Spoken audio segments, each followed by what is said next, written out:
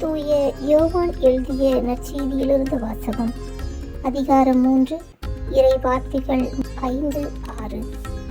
இயேசு அவரை பார்த்து, ஒருவர் தண்ணீராலும் தூய ஆவியாலும் பிறந்தாலன்றி இறையாட்சிக்கு உட்பட இயலாது என்று மிக உறுதியாக உமக்குச் சொல்கிறேன். மனிதரால் பிறப்பவர் மனித இயல்பை உடையவர், தூய ஆவியால் பிறப்பவர் தூய ஆவியின் இயல்பை உடையவர். தூய ஆவியின் வல்லமையால் பிறந்து இம்மண்ணுலகிற்கு அமைதியையும் அன்பையும் அளவற்ற விதமாக பெற்றுத்தந்த இறைவா, உமது அருளையும் ஆற்றலையும் எண்ணி நாங்கள் வியக்கிறோம்.